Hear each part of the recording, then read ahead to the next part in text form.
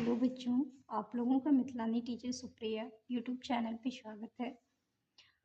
पहले हम समझेंगे कि सेंटेंस क्या होता है और इस वीडियो में हम लोग सब्जेक्ट और प्रेडिकेट के बाद भी समझेंगे। सेंटेंस के बाद सब्जेक्ट और प्रेडिकेट के बारे में और फिर सेंटेंस के काइंड्स के बारे में।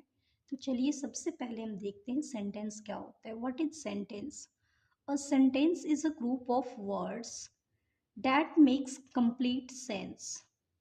सेंटेंस वर्डों का समूह होता है, ग्रुप होता है, शब्दों के समूह को कहा जाता है, लेकिन इसका कंप्लीट सेंस भी आनी चाहिए।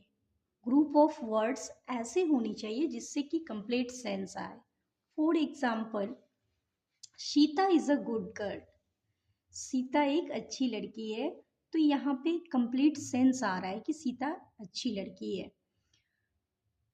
लेकिन दूसरा यहाँ पे है गुड इज गर्ल सीता। यहाँ आप देख सकते हैं ये भी वर्ड का क्या है, ग्रुप है, लेकिन इसका कंप्लीट सेंस नहीं आ रहा है, मीनिंगफुल सेंस नहीं आ रहा है, इसीलिए ये सेंटेंस नहीं कहलाएगा। जबकि Sita is a good girl ये सेंटेंस कहलाएगा, क्योंकि ये कंप्लीट सेंस दे रही है, इसकी कंप्लीट मीनिंग आ रही है।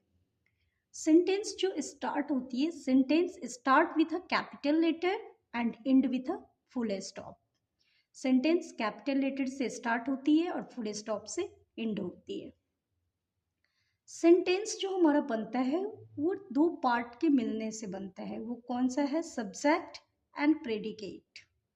The subject and predicate are the two parts of a complete sentence. एक कंप्लीट सेंटेंस तभी होता है जब दो पार्ट होती है उसमें, सब्जेक्ट और प्रेडिकेट। चलिए देखते हैं कि सब्जेक्ट क्या होता है।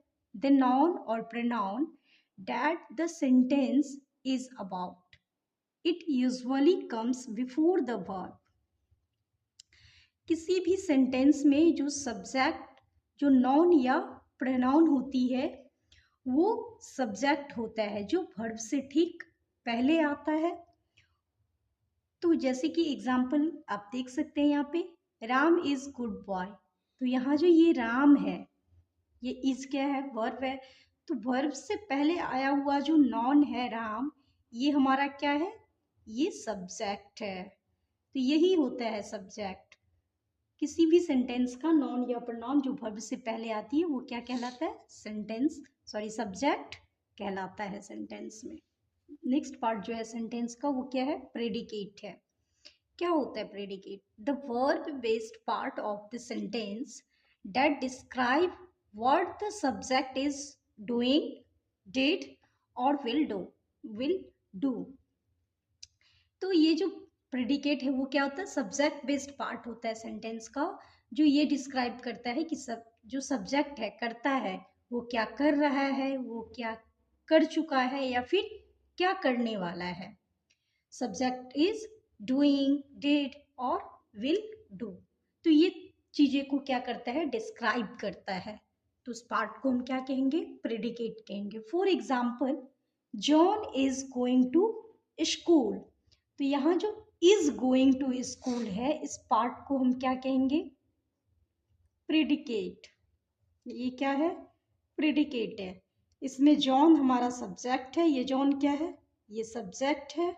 और इज गोइंग टू स्कूल क्या है? प्रेडिकेट है। दूसरा एग्जाम्पल है, he is my best friend. इसमें इज माई बेस्ट फ्रेंड जो है ये क्या है? ये प्रेडिकेट है।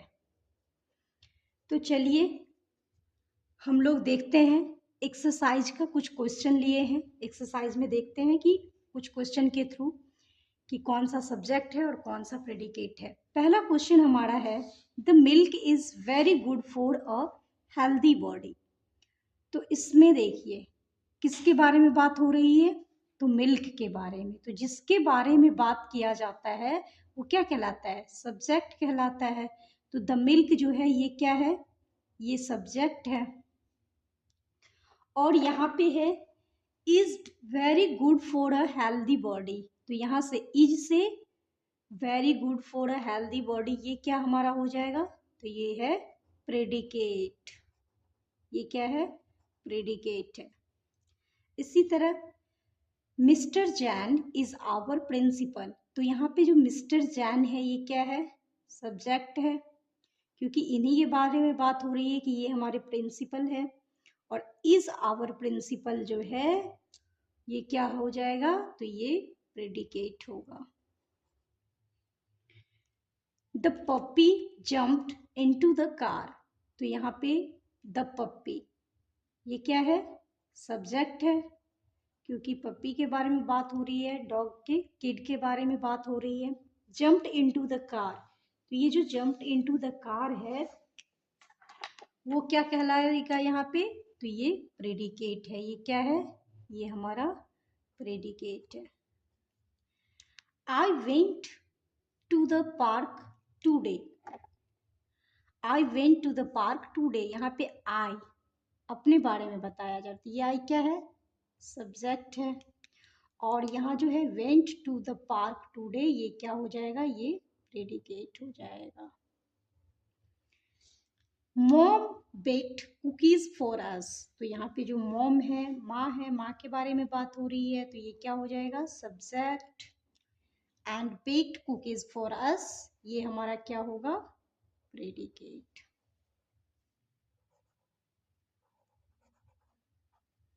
तो आई होप आप लोगों को सब्जेक्ट प्रेडिकेट अच्छे से समझ में आ गया होगा सेंटेंस में।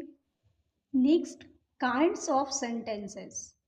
हम लोग अब देखेंगे कि सेंटेंस के कितने काइंड होते हैं। तो सेंटेंस के mainly 4 kinds, there are 4 types of sentences. 4 kinds है। पहला है declarative sentence. What is the declarative sentence? A declarative sentence is a statement that expresses an idea or fact and ends with a period. For example, the sun rises in the east.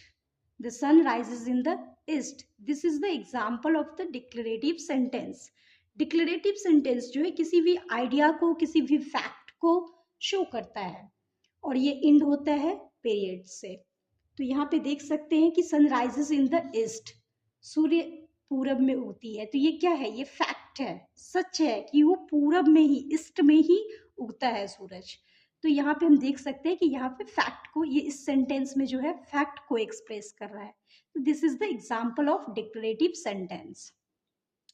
Declarative sentence can be positive और negative and can be in the past, present and a future tense. For example, the sun is shining. This is the example of the positive sentence, the positive declarative sentence. And I am not hungry. This is the example of negative declarative sentence. Declarative sentence जो है वो positive या negative दोनों हो सकता है। Past form, past tense में भी हो सकता है, प्रेजेंट में भी हो सकता है, फ्यूचर में भी हो सकता है। यहाँ पे हमने 2 एग्जाम्पल देखा। पहला क्या था, द सन इज शाइनिंग, तो ये किसका एग्जाम्पल है, पॉजिटिव डिक्लेरेटिव सेंटेंस का है। और दूसरा था आई एम नॉट हंग्री, तो आई एम नॉट हंग्री ये जो है किसका एग्जाम्पल है, नेगेटिव डिक्लेरेटिव सेंटेंस का, क्योंकि इसमें नोट लगा हुआ है।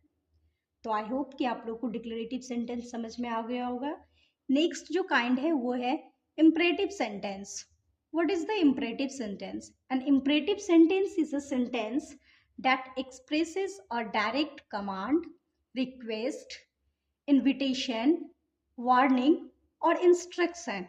इम्परेटिव सेंटेंस जो है वो क्या शो करता है, क्या एक्सप्रेस करता है, तो किसी को कमांड देना, किसी को रिक्वेस्ट करना, किसी को इन्विटेशन देना, किसी को वार्निंग देना, किसी को इंस्ट्रक्शन देना। For example, do not talk so loudly, यहाँ पे कह रहा है कि जोर से बात नहीं करना है।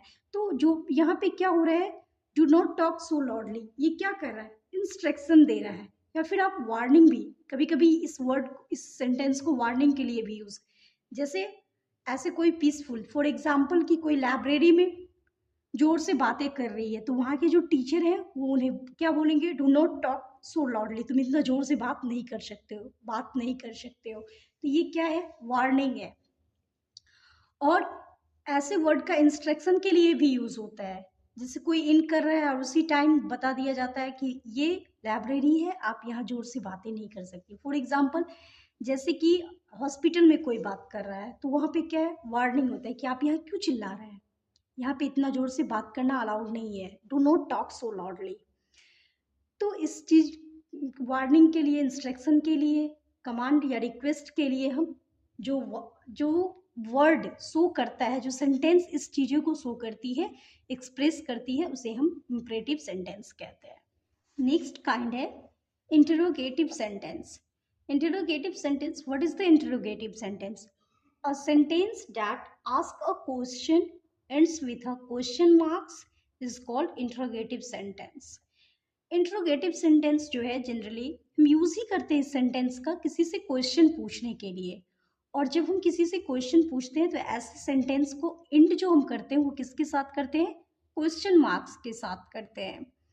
For example, what is your name?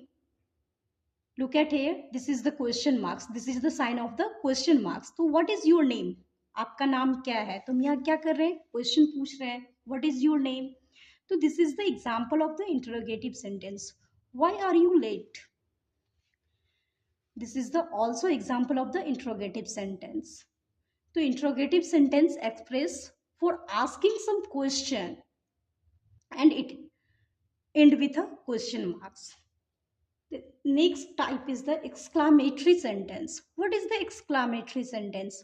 A sentence that expresses strong emotions such as surprise and usually end with an exclamation marks. For example, oh, that is excellent. So this is the sign of exclamation marks. It is this type of this exclamatory sentence end with a exclamation marks. Wow, she is very pretty. So this word wow, this show the emotion. This show the surprise. Wow, she is a very beauty. She is a very pretty. So this word show the exclamatory sentence. This both are the example of exclamatory sentence. So I hope you all have understand about the types of sentence, about the sentence and the subject and the predicate. I hope कि आप लोगों को अच्छे से समझ में आ गया होगा कि सेंटेंस क्या होती है, सेंटेंस के दो पार्ट जो सब्जेक्ट एंड प्रेडिकेट होते हैं वो क्या होता है, और सेंटेंस के कितने काइंड्स होते हैं। तो अब आप लोगों को अगर सेंटेंस, बहुत सारे सेंटेंस एक्सरसाइज में दे दिया जाए और कहा जाए कि आप इसे फाइंड कीजिए कि टाइप्स ऑफ सेंटेंस लिखिए कि कौन से सेंटेंस है, कौन से सेंटेंस के काइंड से, तो आप इजिली फाइंड कर सकते हैं। दो चीज़ें में तो आपको कभी कंफ्यूजन होगा ही नहीं। पहला कि जब भी क्वेश्चन मार्क्स लगा होगा उस सेंटेंस में और क्वेश्चन पूछा जा रहा होगा, क्वेश्चन मार्क्स लगा होगा, तो आप इजिली फाइंड कर लेंगे इस साइन से ही कि ये इंट्रोगेटिव सेंटेंस है। अगर कहीं उस सेंटेंस में एक्सक्लामेशन मार्क्स का साइन है, जो ये होता है एक्सक्लामेशन मार्क्स, अगर आपको सेंटेंस में ये मार्क्स दिख रही है तो आप इजिली फाइंड कर लेंगे कि ये एक्सक्लामेटरी सेंटेंस है। तो ये दो टाइप्स जो है वो आपको तो कोई दिक्कत होगा ही नहीं फाइंड करने में। और आई होप कि आपको फर्स्ट और सेकंड जो हमने पढ़ा वो भी फाइंड करने में कोई भी प्रॉब्लम नहीं होनी चाहिए। तो आप लोगों को अगर ये वीडियो पसंद आया तो आप लोग इस वीडियो को लाइक करें, चैनल को सब्सक्राइब करें और घंटी के बटन को दबाना ना भूलें और अपने दोस्तों में इस वीडियो को अधिक से अधिक शेयर करें। धन्यवाद।